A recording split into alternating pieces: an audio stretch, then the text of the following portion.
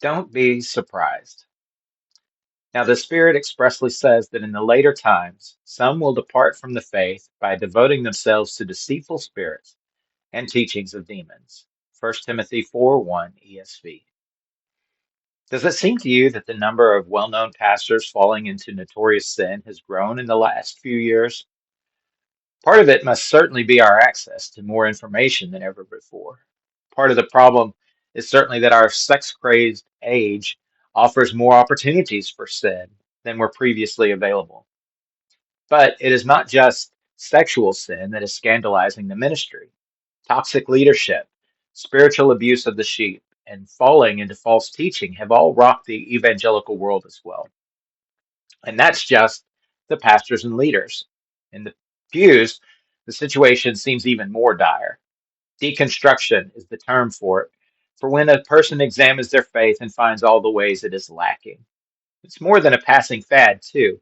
One recent study reported 42% of adults claim to have deconstructed their faith. This is a serious movement that is going on in the West, and the only thing on the horizon that will slow the hemorrhaging is the dwindling pool of Christians to deconstruct. Maybe you look at these trends and are alarmed. In a society increasingly hostile to the core tenets of our faith, losing our majority may strike fear into your heart. Maybe you have even begun to wonder whether this Christianity can last under these conditions. This is nothing new.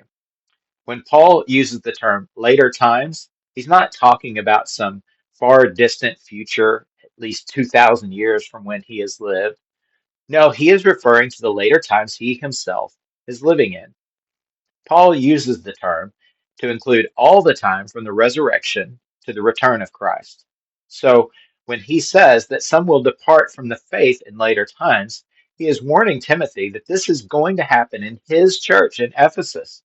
And he tells him this for a reason. We shouldn't get caught by surprise by the enemy's actions. Getting caught by surprise is usually a formula for defeat in battle. When Paul warns that some will depart from the faith, he is telling us of the enemy tactic so that he won't catch us by surprise. This is happening. It will continue to happen. Only at the return of Christ will this stop. Do you see the advantage this gives Christians living through deconstruction? When we see pastors go over to deceitful spirits and teachings of demons, not only is this not anything new, it isn't even surprising. This is what we have been told to expect during these times. Church leaders will fall. Pastors will depart from the faith. Well respected leaders will turn their backs on the faith they once preached. Don't be surprised. And when we see large numbers of former Christians deconstructing, this should not surprise us either. The Spirit expressly says this will happen. This isn't some obscure third tier doctrine to be argued about over the centuries.